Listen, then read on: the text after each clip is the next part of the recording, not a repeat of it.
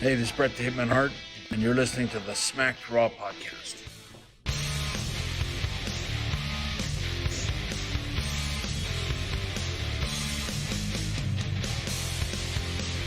What?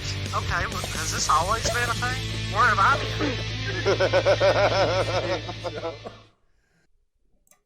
been? Good morning, everybody. Welcome to the Smacked Raw podcast, Legends Night edition, Monday Night Raw. We are your hosts, Kyle Tyson, and of course, Katie Bay. Hey. Throw them up, man.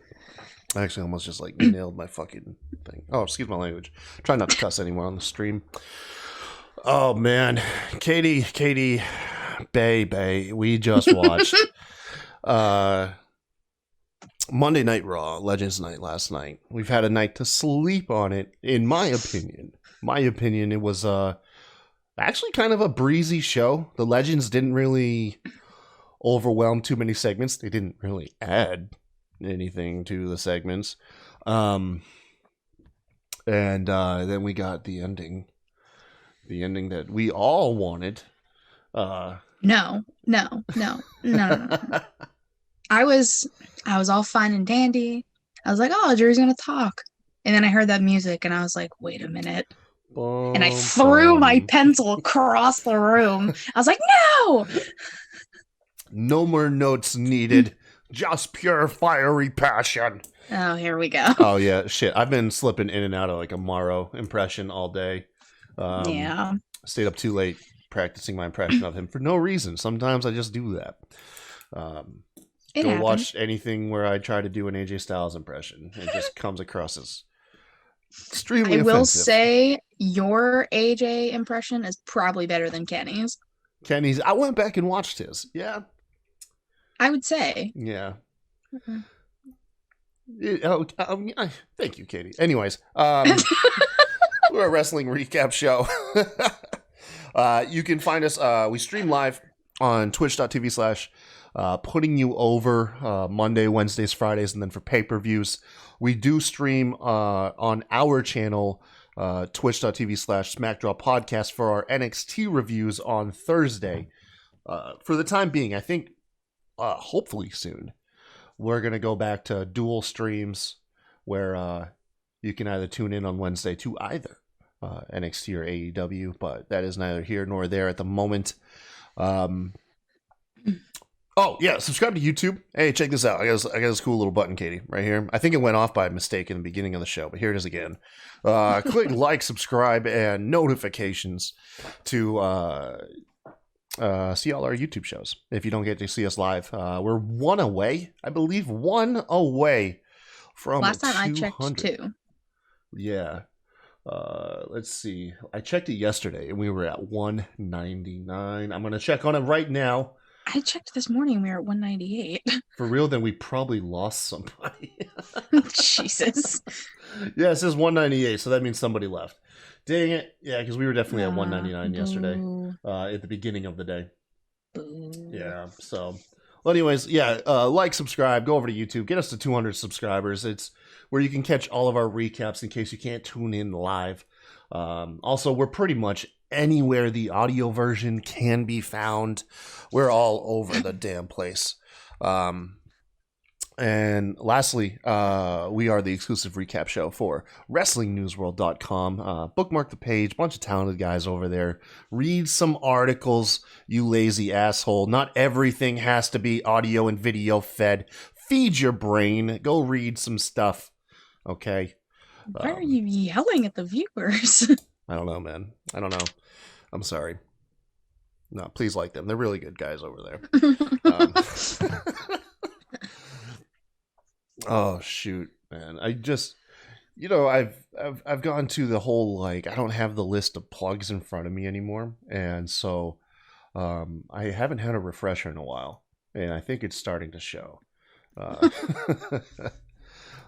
Oh, what else? Oh, and also one more thing. I've got a personal show now that my brother and I do. The Dang it! What do we call ourselves? Hammers Lounge. Yeah, we Hammers mainly Lounge. we talk mainly like MMA. Tonight actually is going to be our own Legends night of sort. We have two guests on the show, lifelong friends of mine and my brothers, Rambo and Tommy are going to be on. Honestly, we're probably just going to be shooting the breeze, talking about like old times and stuff. But I'm sure there's going to be MMA stuff in there too, because Tommy is just as big a fan as my brother Kurt and I. And then Rambo's usually there for the comedic relief. He was always that friend. But it should be a fun time, man. We'll be live 9:00 Twitch.tv/The Kai Tai Show. All right. So we talked about Raw a little bit. Some other legends that made appearances.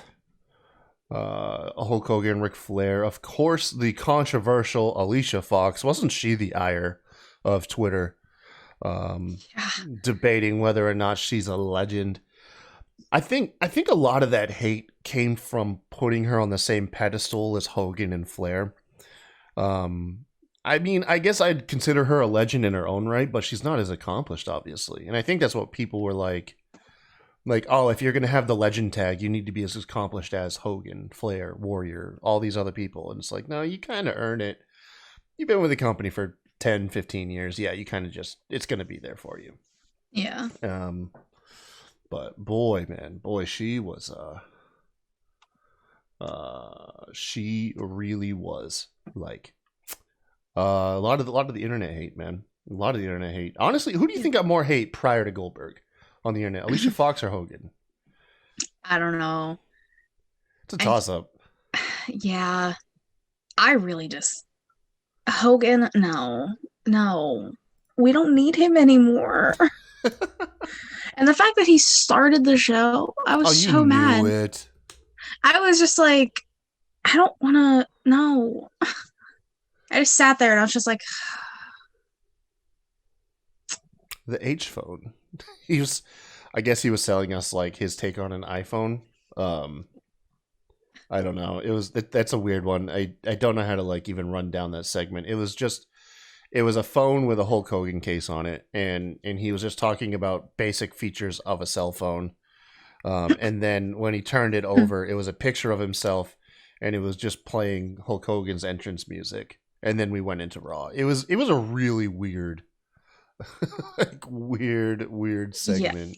I don't know if it's because I watched BTE like an hour or two before Raw, but I immediately thought of like the Me phone. Yeah, which by the way, that's one of my like least liked segments. That Me phone is pretty lame, man. Yeah. Well, I was like BTE got me all emotional for the first like 5 minutes. I was like, no, I'm crying again. No. And then I just started like tapping through. Eddie Kingston's. Yeah, dude. Poor guy. He gave like a rally speech. That dude's a locker room leader if I've ever seen one. Honestly. Yeah. Well, anyways, yeah, Hogan. Okay, so best cameo appearance, and I think we'll get into it. But best cameo appearance was easily Teddy Long by a freaking landslide. Teddy Long was the best appearance of a legend, in my opinion. Yeah. We had Mickey James, Sergeant Slaughter, Tatanka.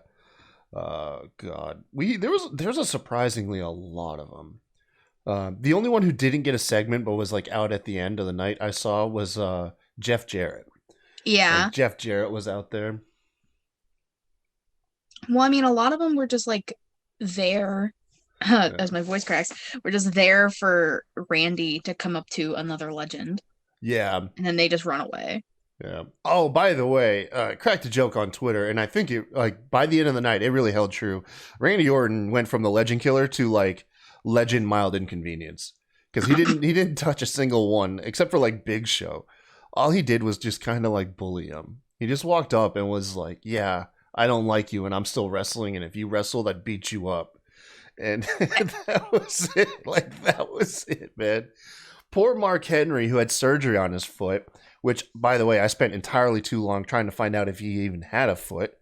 Because I saw a rumor start on Twitter where it was like, was it amputated? Where was it amputated at? The foot, the ankle, the knee? I was like, oh my God, what happened to Mark, man? No, he just had surgery on his foot.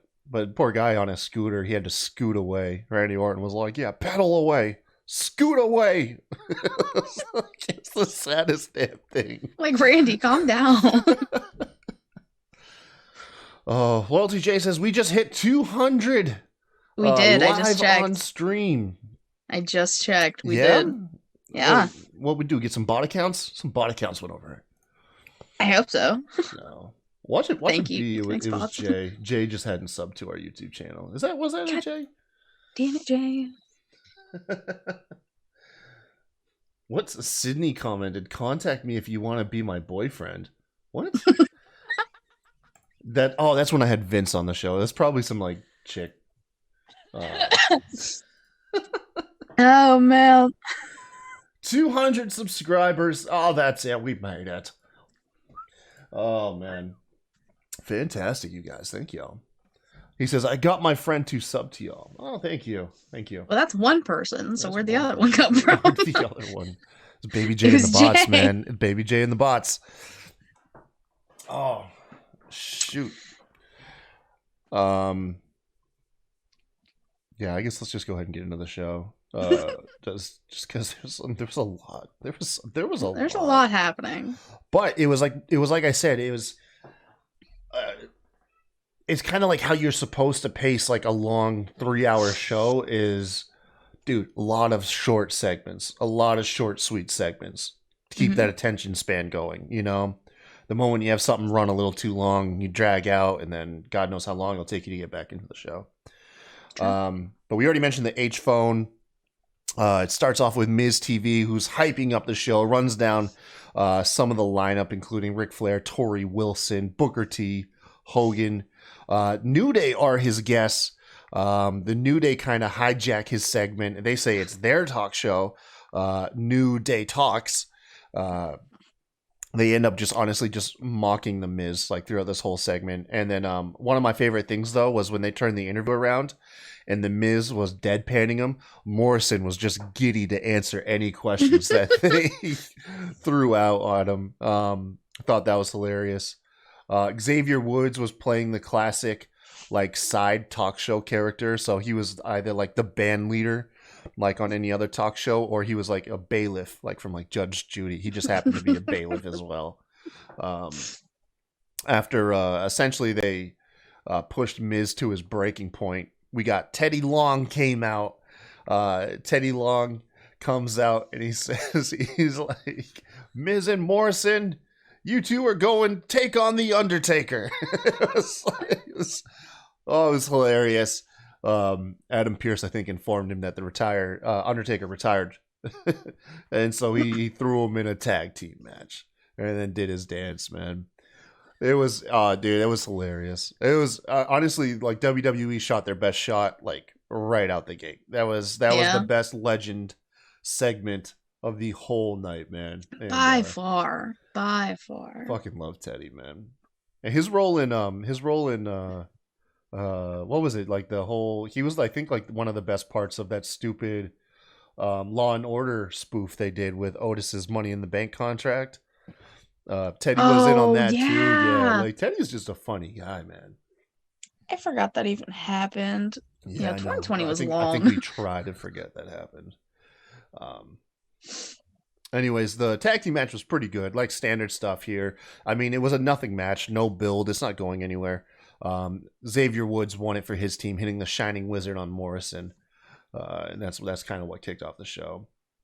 My biggest gripe of the whole evening, even bigger than Goldberg. I'll explain why I'm a little optimistic for Goldberg.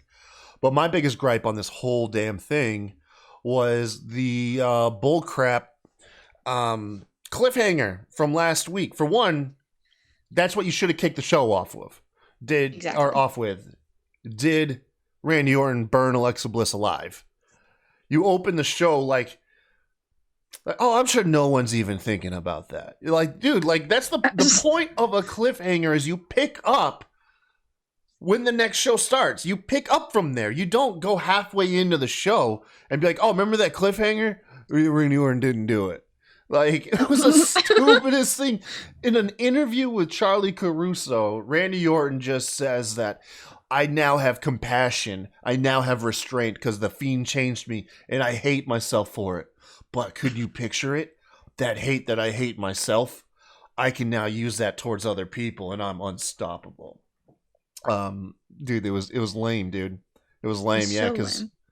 yeah, and we saw it later because obviously your restraint and your compassion just have resulted into you just belittling people. That's your role now with legends. You're Literally no it. longer the legend killer. Just walk up to a legend like, you suck. I bet I could beat you. That was it not? That was the gist of his promos. No, it was. The way That you was said the it. gist made of me his laugh. promos. Up cameo number 2. Thank you, son. Can you shut the door? It's okay. Thanks for the tums, I guess. I heard Jess laugh. It's my son. He made it onto the show again. Yeah, like what the heck, Randy? Randy should have been like a fat person at a buffet. Like, oh my god, man. Or like me at an open bar. Just no stopping. Jesus. Like, God knows, man. No, instead like his whole things. It was just weird. But yeah, but anyways, the cliffhanger was stupid, man. That was I mean, I get it. You pop ratings. You doubled down. Not only do you have Legends Night, you had the cliffhanger to pop them, but I mean, dude, how crazy would it have been if they were like, "Oh yeah, I did do it. Let's go watch that." And it's like a snuff film. Oh my god. Yeah. No. But That took such a turn. Jesus Christ. It's so bad. Oh man. Anyways, I put a wager last night. How many 24/7 title changes go on with the Legends? Sadly, we got 0. But it turns out Angel Garza won the 24/7 title on TikTok of all places during, I guess, a New Year's stream. Yep. And like we predicted last week, he hit on every legend that he came across. Starting with Alicia Fox. I forget what she said to turn him down. Like, she turned him down because of like...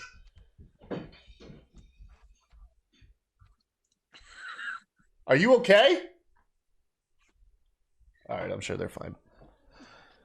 No response. Yeah, they're fine. You heard that. I did. Yeah, this is definitely just getting ready for work. Like, my kids, I'm scared to go out there. I just got toddlers running wild. Anyways, yeah, I forget what Yeah, how I Alicia didn't Fox rate turned him what down. she said. Yeah, no, she turned him down for something. I can't remember what it was. Sent him to Mickey James, who's hanging out with Sergeant Slaughter and Tatanka. That's a weird trio. Yeah. Mickey James hits on her, but Sergeant Slaughter intercepts the rose and calls him a maggot. And while Tatanka just looks on in full gear.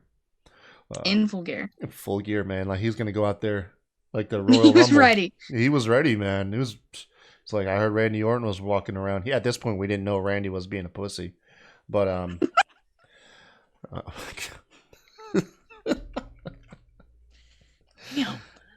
God. What'd you think of this rematch between Stiles and Elias? I mean, I kind of expected a rematch. I wasn't necessarily surprised.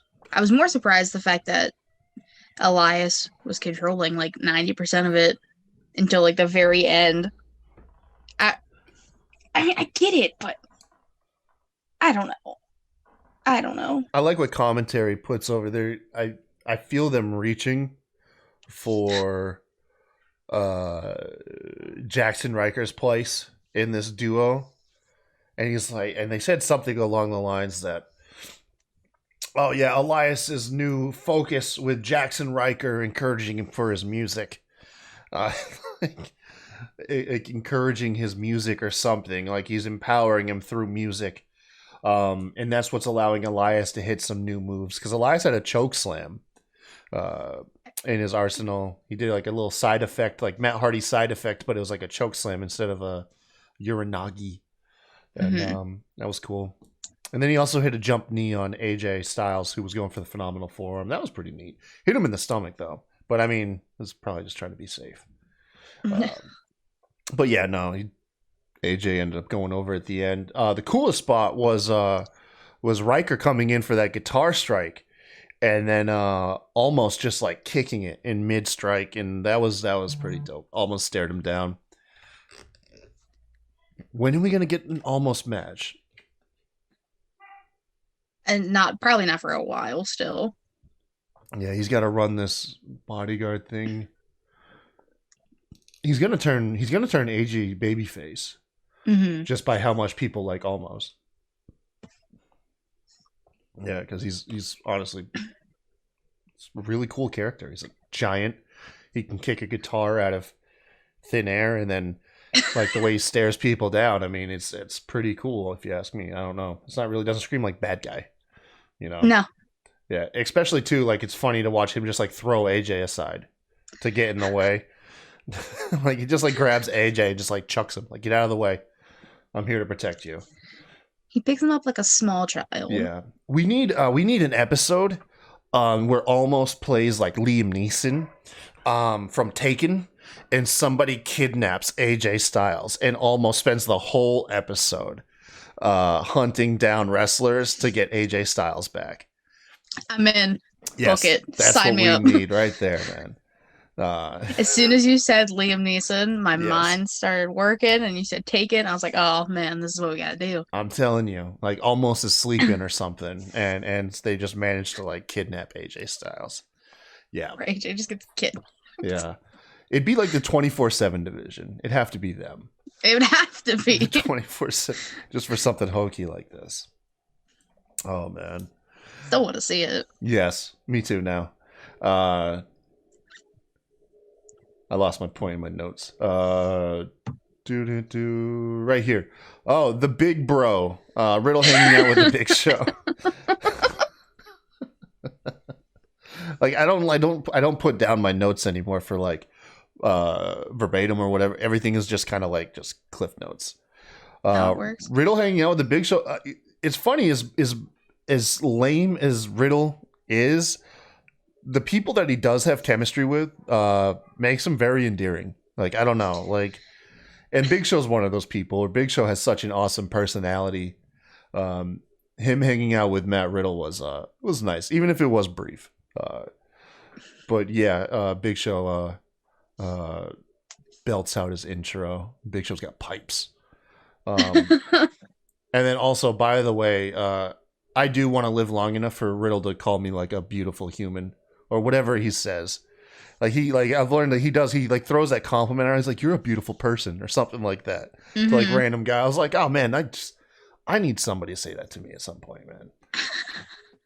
But this is where we got the first confrontation from Randy Orton. After Matt Riddle exits scene, Randy confronts Show. Pretty much like I said, and just the bully rolls. Like, how's it feel I retired you last summer while you were playing poker? And Randy tries to like goad him into a match. Even at one point, like trying to choke the Big Show, and the Big Show just starts smiling at him, and he's like, "Randy, you're not getting in my head. Like I'm past this. like it's not really Legend Killer stuff. Like where's the cool night vision goggles, Randy? Get out of here. The night vision goggles. What in the world? It was so silly. Randy's just. It's kind of sad. Like you're just out here bullying legends who don't want anything to do with you anymore. Or like Mark Henry's on a freaking scooter. You're gonna bully this man? That's rude. You just needed to double down. Dude, WWE could have used stunt doubles, CGI, something, man. They could have done something. If I really want to sit down and take the show seriously, I would find myself extremely upset over Randy. Like me, I enjoy it. I'm pretty happy-go-lucky, but I mean, I can see where other people, this has got to piss them off. Randy Orton has spent over a decade coming up with this Legend Killer shit, and in a matter of a night, it's wiped away. Like, where's the sociopath? Where's the psycho? Where's the dude who has voices in his head? It's at this point, it's like Randy's gone soft. Randy went completely soft. He is at half mast on Raw right now, man. It was It was not good. It was not good. Oh man, it's kind of a bummer. It is kind of a bummer. He just walked up and just like shit talking. Like it's so He weird. should have hit an RKO on every single legend he saw. I don't care who it was. One of he them won on could have Tori taken Wilson a for all bump. I care. Come on now. Tori could have taken it. She's in shape. Tori would have taken it. Yeah, Tori, Mickey James, Jeff Jarrett could have taken. I mean, I get it. You can't. Tatanka was ready. Yeah, Tatanka was obviously ready. Like I get it. A lot of the old big guys like Hogan and Flair couldn't do it. You could have done a segment where you like locked him in a room and threw like I don't know, like a grenade in there or something. I don't know, but where they didn't have to take a bump. I don't know, man. He could have done something more. Someone who wishes that someone had done less is Ric Flair. Ric Flair out there getting cock blocked by his daughter. That's gotta suck. So this is my second biggest pop of the night. This really was. Ric Flair accompanies Charlotte and Asuka, who were taking on the team of Lacey Evans and Peyton Royce. And the whole time this match is going on, I'm groaning to myself. I'm finding myself becoming cynical again because I'm like, oh, look what you're doing with Peyton Royce, the woman who's supposed to have this big push, breaking her up from Billie Kay and stuff. And during the match, on a couple of occasions, Lacey Evans is making moves on Ric Flair, which Flair intercepts. During the match, Flair hits a couple cool moves. She hits a moonsault on both members of the opposing team. There was a botched codebreaker, followed by an even bigger botched. Yes. Natural selection. Thank you. Yeah, that was on replay all night on Twitter. Yeah. And then but it all came down to Lacey going to kiss Ric Flair and Charlotte cock blocking him, drop kicking Lacey Evans. In which case, once the match gets going again, Charlotte's running the ropes and Ric Flair trips up his own daughter, which was hilarious. Costing her the win, man. Peyton rolls up Charlotte, gets a pin on the tag team champions. Dude, I'm tickled. I am so tickled because it's such a simple story, but damn it if it hit perfect. Like, of course Flair would turn on his own daughter for a piece of ass. Of course he would. Of course he would. Charlotte breaks up with her dad again. For like the 15th time. Yeah, man. Oh gosh. Oh, it was fantastic. Yep. What was Matt saying in the chat? It's like, was it Tori and Dawn Marie or something? Oh, wanted a reboot of that? Yeah. Oh gosh. That is I mean, that's some Attitude Era stuff right there. That they want. Wasn't that attitude. No? That was the thing where Dawn Marie was sleeping with Tori Wilson's dad, and then he kayfabe had a heart attack in the bed, and died. But they did the wedding and everything. I think if I remember correctly, it was so long ago. I think they got married, and then on the honeymoon, Tori Wilson's dad died. Consummating the marriage. Yes. Yeah, Jesus. Something fun I just realized. We're not even recording the show right now. Oh, it's fine. It's fine. A copy will be on Twitch. I'll be able to do it, but still. It was just look down. I'm like, oh shoot, the show is not even recording. I think it's because you hit, like, we stopped being live and then we had to go live again. I hit too many buttons. That's what I did. Hit too many buttons. I hit too many buttons. Anyways, whatever. It's just going to take longer to upload because I'll have to get the copy from Streamer. Like, yo, send me. Oops. I need my episode because I didn't record it. It happens. Yeah. Okay, so my autocorrect definitely. Who was hyping up Drew for his title match? Was it Sheamus? Sheamus, yeah. Okay, yeah, because I don't know what the heck has Ash Tabula Close. I have no idea what happened there. Oh yeah, Almost. hyping up Drew for his title match. This is where we got the second Hulk Hogan Yeah. cameo of the night with Jimmy Hart. That was, dude, anytime Hogan's on screen, I get really turned off. Same.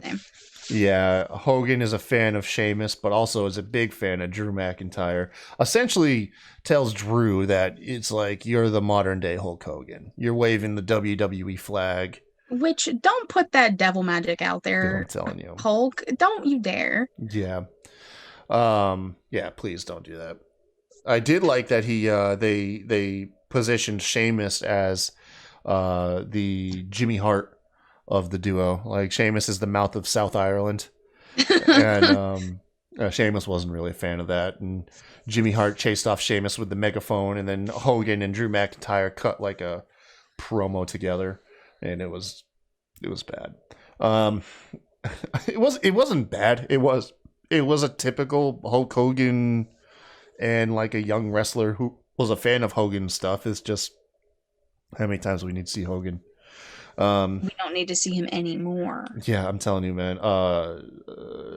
Mustafa Ali, he said it perfect on Raw Talk, man. Y'all need to go back watch Raw Talk for his segment alone. It was only a minute, but damn it, he dropped so much truth. Yeah. Riddle versus Lashley. Is Riddle going to be the guy to take the U.S. title off of Lashley? At this point, he's got to be. There's no one else really focused on Lashley or anything. It's got to be Riddle, which that's going to be amazing if it happens.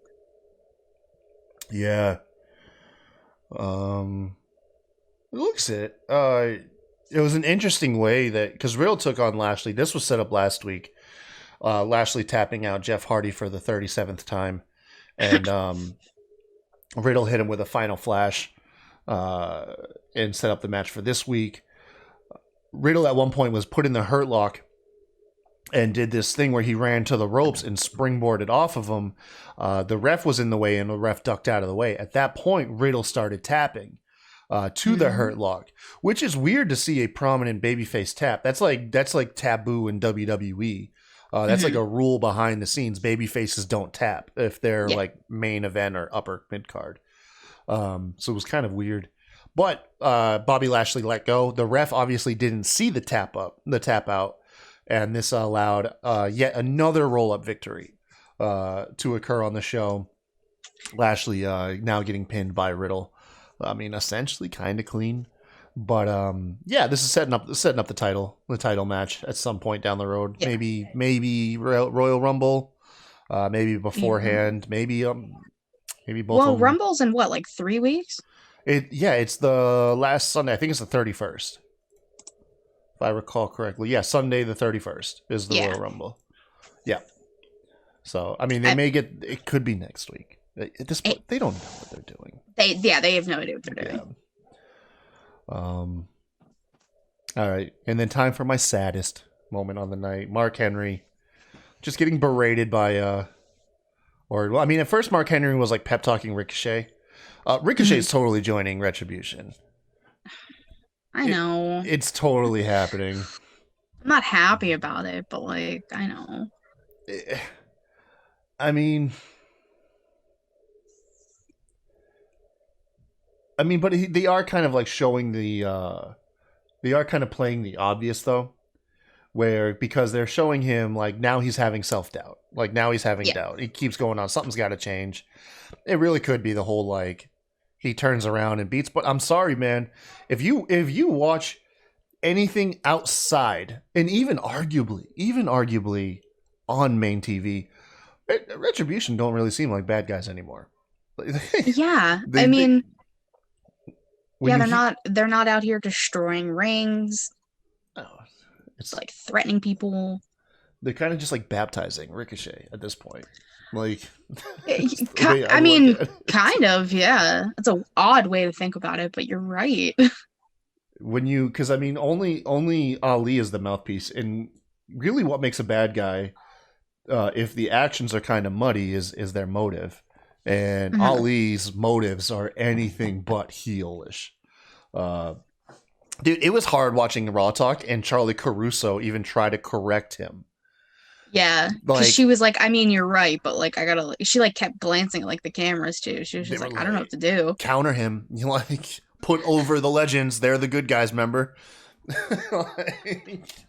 Charlie Caruso was obviously BSing in that 100%. Segment. Yeah, even R-Truth was like, just the whole thing, man. It was really good. It was really good, and it makes me sad that stuff doesn't make it to air. Yeah. But yeah, so Ricochet just gets a pep talk. You know, Mark Henry's like, keep your head up, kid. And anyways, Orton comes into frame and just mocks Mark Henry. Says, you know, you put me in the Hall of Pain a couple times. I owe you a couple receipts. And then he's like, I should beat you up right now, but I'm going to give you a pass. Just scoot on out of here. Just scoot, and I won't beat you up. Pedal your ass out of here. Yeah, pedal your ass out. Like, he did nothing wrong. Legend killer status right there, folks. That's legend killer. Oh, yeah. Killed his confidence, if anything. But... Oh, my God. Mark Henry looked like a broken man. He did. The saddest thing. It was so sad to watch. It was so bad. Oh, man. Randy's a punk ass. Dude, he's just bullying legends. I know. I don't know. I don't know what's worse, man. You kill their, you physically kill them, or you kill their like confidence. I don't know which one is worse to watch. Just scooting. It's just pushing his way out, man. It was so bad. Shayna Baszler got pinned by Dana Brooke. Yeah. I literally like forgot about that. Oh man, I popped for it. I've been a huge Dana fan. This is kind of odd though. Like Shayna attacks Mandy Rose before the match. Is Mandy just? It's kind of like a weirdly booked thing. Mandy's fine. Yeah, though, right? She's not injured. I think she's fine because I mean she was injured before Survivor Series or Survivor Slam. What happened? Survivor Slam. And I mean she's wrestled after the fact. I mean she seems fine. And the only reason this match was even going to happen was because Shayna attacked Mandy after the fact last week. Yeah. Yeah, it's true. Yeah, because Shayna beat them both up. I think it was like somebody backstage like, yo, listen, you have a tag team. You can't job a tag team out to a single person. Like, it's like, look, man, I know you don't care about tag teams, but they got to somewhat look strong. And that's kind of what happened here. Dana Brooke, she got the classic pin where Shayna Baszler is choking you out, but you fall back onto Dana. You fall back onto Shayna long enough for to get the pinfall. And then as Shayna's still choking out Dana, Mandy Rose comes in for the save now. And then they both end up doing like a double team move. They like do like a double like flapjack or something to Shayna Baszler. And then they surprisingly stood strong. That was it. And I was happy. I was like, oh God, about time. Like we start. I mean, hopefully it means something because Shayna Baszler's name has so much weight to it. Hopefully it means some type of strong push. You gotta get some wins for Dana and Mandy, man. I'm here for it. I mean, especially because they built them up to be like the best contenders for Nia and Shayna when they had the titles. Right. And then you had Shayna beat them both last week. So bad. I mean, but Shayna did run through like an entire like women's elimination chamber. So like we can't even really be surprised. Yeah.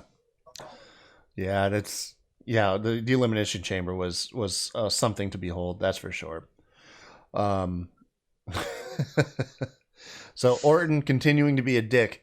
Confronts IRS, Molly Holly, and Ric Flair. IRS walks off. This makes me laugh because that's in real life that's Bray Wyatt's dad. Oh yeah, yeah, that's Bray Wyatt's dad. So the second Randy Orton pops up on screen, IRS just leaves. And someone cracked the joke online. They were like, "Yeah, if you watch that guy burn your son alive, you'd probably bounce too." And then I saw some like why didn't IRS do anything? He burned your son alive on TV and is probably a tax fraud or something. And I cracked up. Yeah, Orton at this point just berates Ric Flair. Just continuing with the berating of these legends. I don't like that. Okay, I mean, granted, it's silly and you can't really put too much onto it. But Orton should be berating all of them. Be like, Molly, you suck. IRS, you're kind of fat. Rick, come here. Like, just roast everybody. Yeah. He's only roasting one person out of the group. But anyways, it's fun. I'm critiquing a stupid segment, so I mean, who's the genius here? Orton and Hardy have this weird chemistry where they know how to make you cringe. Ew, with the gauges again? Dude, why? Orton is he's got this he's fetish. Got an ear fetish. I'm telling you, man, for Jeff. Ew. Yeah. They it's so gross. It's so nasty. I hate it with the screwdriver. I hate it every time. Yeah, these guys had a decent Hell in a Cell match. What was it, like 2 years ago or something? I thought it was like last year. Maybe it was last year. I don't know. I don't know. Dude, what is time? But yeah, I really have nothing down for this match. I mean, it was a Randy Orton Jeff Hardy match. There was nothing crazy that stuck out other than Orton like stretching Jeff Hardy's earlobes, and then at the end, Orton countering a twist of fate into the RKO for a victory. Which I always love seeing that. Like the fluid motion of it is so cool to watch. Yeah, it is a solid setup. Commentary put it over that Orton, the Legend Killer, has defeated the legend of Jeff Hardy. So they can say that he at least got physical with one legend. One legend. Yeah. Afterwards, Lucha House Party runs into Melina, who just joins them for the Lucha chant, and that was Melina's big comeback. You know, she was supposed to make a comeback this year, I guess, with WWE. Yeah, I think it was like people were saying it online, but I think she ended up saying she wasn't. But that's would turn just it how down, though. You would deny it. You wouldn't like. Well, yeah, but that's how you come back on TV. She just doesn't, and she don't even go full into it. She's like lucha, like what am I doing? And then they leave her, and you realize how desolate this giant stadium is because she's literally standing alone in a long dark hallway, like not soul around her. It's just something weird whenever they do these like panning out shots, and you realize like, okay, either everybody is behind the camera or there's nobody there, which then begs the question. Why the hell is Melina just hanging out in this long, dark hallway? She doesn't want to be around the other legends. She just wants to be by herself. It's like the ghosts of WWE's past is all this is, man. They're not really just showing up. They're just spirits that linger around WWE sets. That's my theory. That's my theory. And that's why Randy Orton can't get physical with him. Aha. Haha. There we go. I made it canon. They're all dead. Jesus Christ. Yep. Oh man. So stupid. I was letting you sink on that shit, man. Yeah, it's all good. I'll own it. Lucha House Party got a clean win over the Hurt Business. Unless I missed something, because I wasn't the most into this match. I think I was eating like chicken salad or something at this point. I mean, it literally just ended up being Alexander and Benjamin kept tagging themselves in. Uh-huh. And then there was like a lot of miscommunication, and Dorado rolled up Benjamin. Third roll-up victory. Yeah, there were so many roll-up victories. Yeah, classic WWE. Yeah, this Cedric walked off at this point. Like, this is kind of some long-term storytelling here they've got going on between getting Cedric on, and now Cedric's ego is inflating beyond what the Hurt Business really is. Mm-hmm. So this is like the first bit of dissension. Hopefully they're able to calm his ass down. It is way too early to have inner turmoil inside of the Hurt Business. They have been such like a key cornerstone of Monday Night Raw every week. Mm-hmm. I don't see a reason to have have them even threatening breaking up. They're such a force. They should still be growing instead of starting to show cracks. Yeah, I mean, I think this is the first night first night in a long time that Lashley's been pinned, and that the Hurt Business like lost. Every member of Hurt Business lost. Well, MVP wasn't in a match, but yeah, they lost both. But yeah, no, they didn't win anything tonight. Yeah. Anything. Yeah. But Cedric says he's on the winning page. Calm down, Scrappy dude. Whatever. Jesus. Yeah, I know, man. I don't know. I mean, I do like Cedric's. He's forming a character, but like, you can't turn heel on a group of heels. Like, that doesn't make sense. Yeah. Otherwise you wind up with Sasha Banks. Like, that's somehow people thinking she's babyface. I don't know. The fact that you put the poll out and everyone is voting face, I got mad looking at that. It started out heels. It did start out heels, and it gradually babyface has been taking it on that poll. She's not a babyface. No, she's not. I'm gonna lose my mind. I'm dying on this popular. hill. No, she's just popular. And people like you. They think you're a babyface because they like you. Like, no, you can like a bad guy. That means 2021. Anyways. Backstage, Angel Garza is still trying to get laid. He's offering his rose to Tori Wilson. Who was Tori hanging out with? I know she wasn't by herself. Nikki Cross, that's right.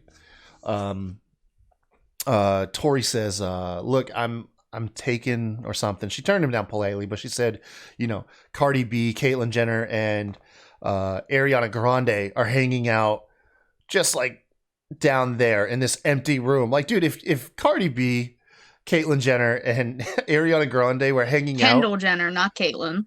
Oh, who? Kendall, my bad. I don't fucking watch the Kardashians. So give me a break. Caitlyn Jenner is Bruce Jenner. Yeah. Formerly known as Bruce, yes. Jenner. Yeah. I actually saw on Netflix, Bert Kreischer has an awesome show. I can't remember what it's called, Into the Wild or something like that. And is it the one with him in the cabin? Yes. And a bunch of random people? I've heard you talk about this. Yeah. Caitlyn Jenner's on one of those episodes, and it's hilarious. It is hilarious. Legitimately makes Bert break down and cry because apparently his dad's looks at formerly Bruce's accomplishments in the Olympics as like a hero. And to Bert, it was like a big thing. You're my dad's hero, and he starts crying. It's hilarious. It's actually kind of touching.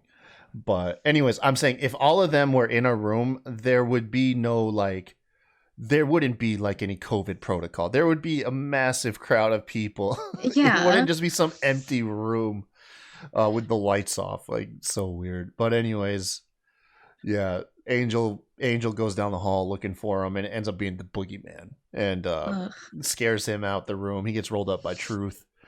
Truth gets his belt back, and then Ron Simmons hops in long enough to say damn. Yeah. So does that mean Truth is a 50 time? Is that where we're at? Are we at 50 now? I think last time I remember checking, we were at like 48, but I don't remember how many times he has lost it since, because he's had it for a while. Like, there hasn't been a title change. No, yeah, it has been a minute. Honestly, the last one I remember, I know there's been some, but the last one I remember was honestly at Survivor Slam with the gobbledygooker. See, I completely forgot about that. Which apparently that was Drew Gulak. I could have told you it was Gulag. I didn't know, man. It made the most sense that it was Gulag. Yeah. It wouldn't actually be just like someone dressed up in the costume. No. Anyways. Lastly, all the legends break COVID protocol, and they hang out on top of the ramp to watch the main event between Keith Lee and Drew McIntyre. WWE breaks one cardinal rule that always makes me mad. The champ gets the final entrance, not the challenger. Drew was the first one out, followed by Keith Lee. I hate it when they do that. But probably because Drew has all that pyro and stuff, and they were just like, "Oh, the legends, we gotta put them up there." Oh, that makes a lot of sense, actually. Yeah, Drew would end up being the true legend killer if it was the other way around. Yeah.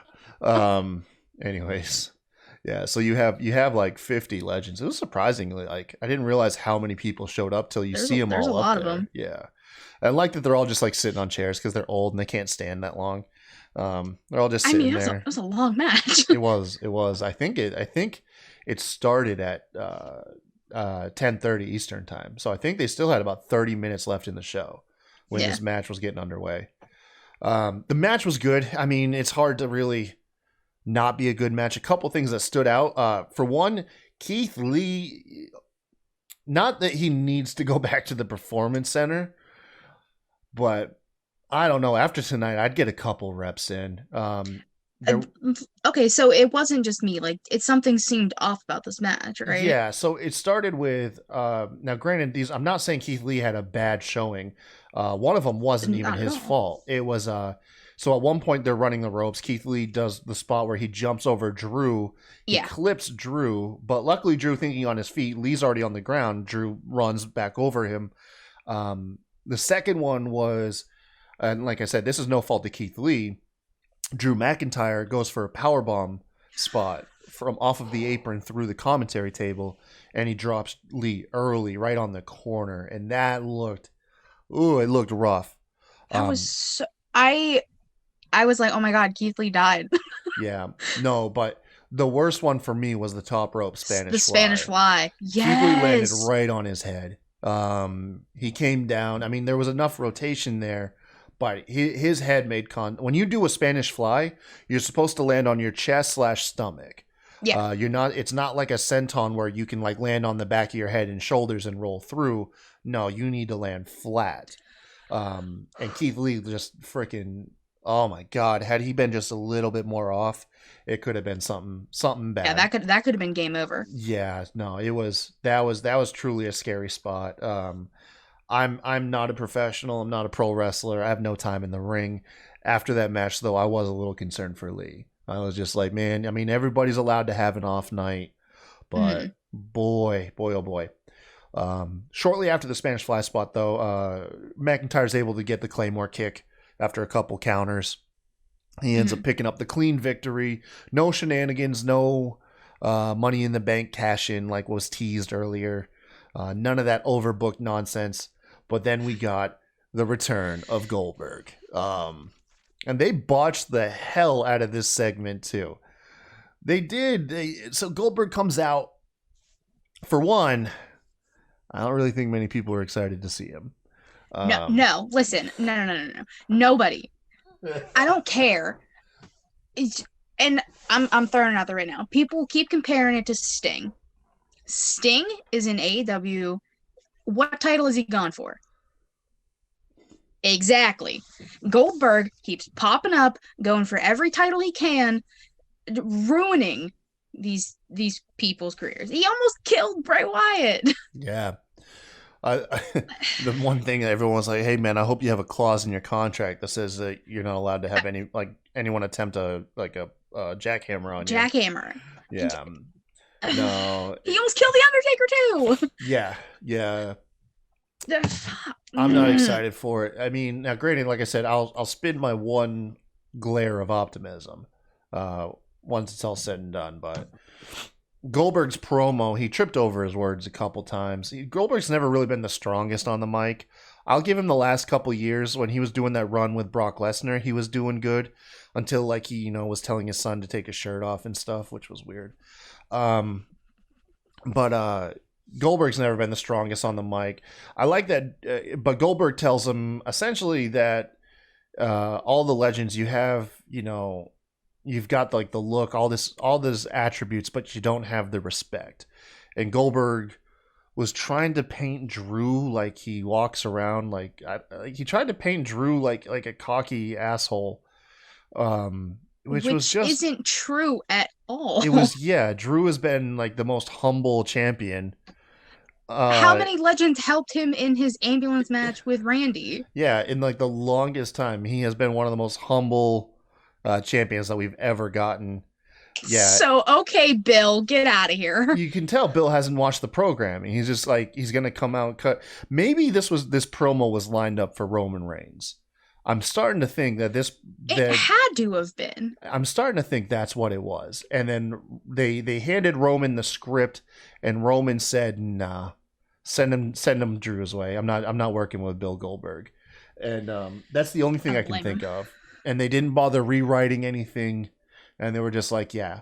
Acting like we wouldn't know that Drew actually respects all the legends. Yeah, I'm surprised Goldberg didn't like mock him, be like, "You think you're the head of the table?" And be like, if that would have happened, I would have been done. but yeah,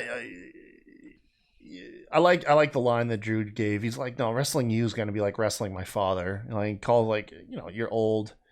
It was weird, and then to make matters worse, Goldberg shoved Drew McIntyre on his ass, and then USA cut the feed for the show because they were running over, and they sent it over to straight up Steve Austin. Which, I mean, great show, but like, dude. Yeah. So our last shot is of Drew McIntyre getting put on his ass. Well, on Twitter, there was a little bit more of the clip, but it still had like the whatever they put at the end of the show. Yeah. Like Drew got up and like got in Goldberg's face, but we didn't get to see it. Like, me and you didn't. And he kayfabe wise, he should have hit him. Kayfabe-wise, I would have beat his ass. The champ. At that point, you do a pull apart segment or something. I mean, but like I said, the way they book Goldberg always. It's always does weaken the champion. Even if Drew wins. So I put out there, and Steven from Wrestling News World is absolutely convinced that at the Royal Rumble, Drew's going to destroy Goldberg, which I'm not. Okay, look, past booking, I'm not so confident in. But if that is the case, then cool, you did a good thing. You now have a really big feather in the cap of Drew McIntyre's title reign. I'm here for it. Kenny from Your Thoughts also had one optimistic thing to say is, once again, if this is leading towards a Drew victory, this was the perfect opponent. They need to roll. Goldberg has 2 contracted matches a year. Everybody's already hating on Goldberg. They knew he was going to get booed. Go ahead and roll him out in front of Drew McIntyre. Goldberg is going to, as long as Goldberg is playing the bad guy, essentially, which I was really confused by his promo. It's hard to tell what the hell was going on with that. But in that sense, it makes sense too. I was like, okay, everyone's already going to boo Goldberg, roll him out in front of a babyface champ, which makes sense because you would think the other way, if he rolled out in front of Roman Reigns, they'd be portraying Goldberg as a good guy, which so that wouldn't work out. So I can see that okay, it makes sense. Not that we want to see it. I mean, I'd love, like Mustafa Ali said, all these guys pave the way. When do the new guys get to walk on that road? I much rather would love to see a new guy in Drew, but whatever, man. Get it out the way. Drew better win. If he doesn't win, I mean, if Drew does not win, I'm gonna be pissed. I'm already mad that Goldberg showed up, but Drew has been one of the best champions in a long time, and especially during your COVID era, he's been carrying the division. You can also say the same for Randy. Randy has been doing a hell of a job. Mm-hmm. But if you have, besides tonight, and if you have Bill Goldberg, of all people, come in and ruin Drew's momentum, it's lame. It's ass. I'm taking RN's line. It's ass. So fucking dude. I'll let RN just do a solo show. And we'll let all the cussing and rage. All of it's just going right there. Poor RN, dude. I didn't want to throw it out there, but poor RN, man. New Year's resolution, cut back on the drinking. I think we're getting the first signs of that. Boy, he's getting bitter. He's gonna be fun on AEW. I promise you that. I'm not gonna talk about it. Yeah, I like what you said about Drew. One of the best champions. Not only one of the best champions, one of the best babyface champions. Because that's been a huge criticism of WWE. Is they can't really build top baby faces, and Yeah, yeah, I mean, Drew McIntyre's done it. I can't even think. Last babyface champion I can think of is Kofi Kingston, but he got squashed to Yeah. Lesnar in 30 seconds, and I'm also still very pissed off about that. But that's a different time, as Yeah. not for here. Oh man. But yeah, that's our show. We'll have to look see what this build is going to bring to next week. Is Goldberg actually going to show up on Raw every week, leading into the Royal Rumble, or no? What we're going to do is we'll probably get like Skype videos, Zoom videos of Goldberg. He'll be in the Thunderdome. Yeah, I don't know. Actually, I wouldn't mind seeing that. Bill just popping up on random monitors, just dancing around. He pops up on all of them. Yeah. Oh, ew. Anyways, once again, you guys, thank you all for joining us. If you're watching on YouTube, make sure to click like and subscribe. Thank you for getting us to 200 subscribers today. Woo! That's awesome. Hope you guys stay safe. Happy New Year. And like always, until next time, y'all have a good one. Bye-bye.